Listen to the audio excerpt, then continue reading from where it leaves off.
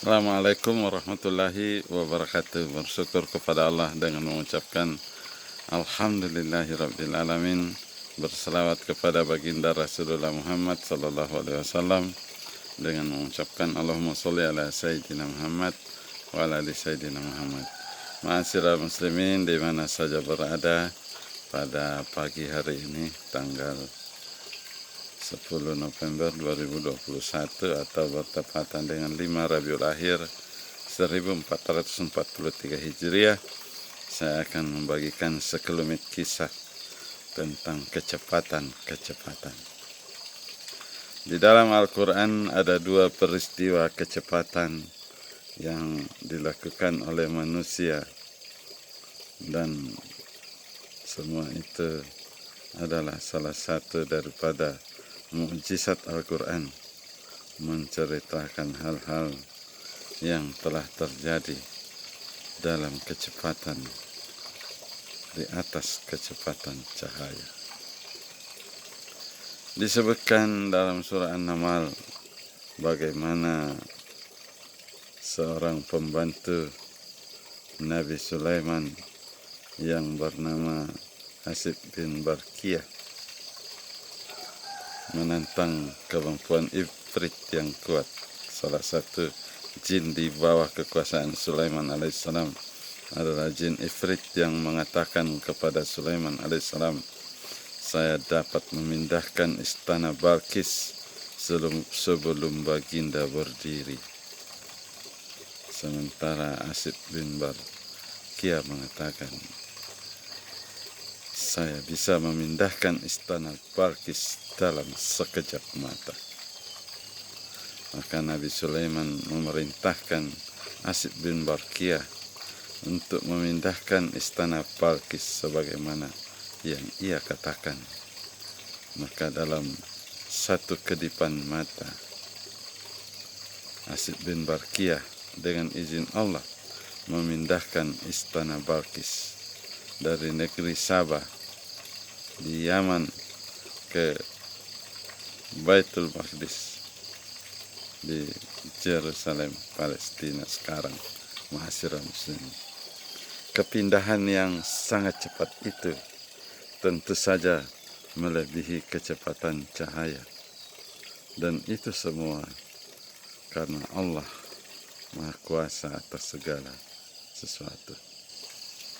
Ma'asyiral muslimin, kecepatan yang lain yang ada dalam Al-Quran yang dilakukan oleh manusia dengan izin Allah adalah bagaimana Nabi Muhammad Rasulullah Sallallahu Alaihi Wasallam melakukan perjalanan antar galaksi dari Makkah ke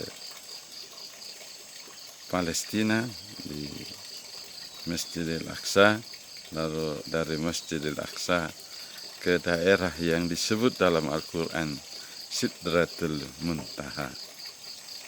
Sidratul Muntaha digambarkan sebagai daerah yang dekat dengan surga, tetapi juga dekat dengan Aras Rabbul Jalil, Aras yang agung.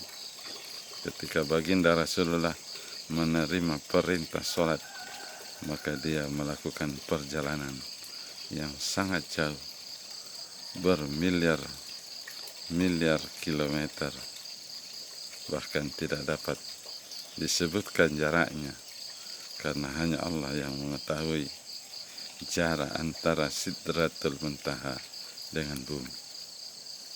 Disebutkan pada saat itu Nabi Muhammad Rasulullah Sallallahu Alaihi Wasallam diberi pinjaman kerubin cahaya di atas cahaya untuk melewati perjalanan yang begitu jauh. Baginda Rasulullah melalui itu semua dalam separuh malam, termasuk jalan-jalan ke surga dan jalan-jalan ke neraka, yang mana dia ditemani oleh Jibril alaihissalam, bertemu dengan para nabi di langit pertama sampai langit ketujuh, yang mana disebutkan Nabi Ibrahim bersandar di tiang Baitul Ma'mur di langit yang ketujuh, di mana ada 70.000 malaikat yang masuk untuk beribadah kepada Allah dan tidak akan keluar lagi setiap hari. Begitulah ma'asyiral muslimin tentang kecepatan manusia yang hanya Allah yang tahu jaraknya antara Sidratul Muntaha dengan bumi. Maka kecepatan suara dalam pesawat-pesawat tempur yang telah diciptakan manusia saat ini belumlah seberapa dibanding kecepatan cahaya atau di atas kecepatan cahaya yang telah dilakukan oleh para Rasul Allah dalam sebuah perjalanan atau dalam sebuah peristiwa.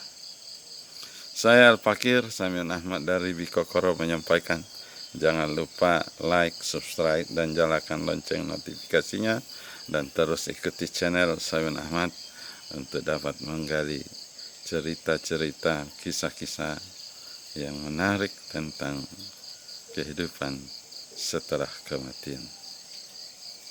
Assalamualaikum warahmatullahi wabarakatuh.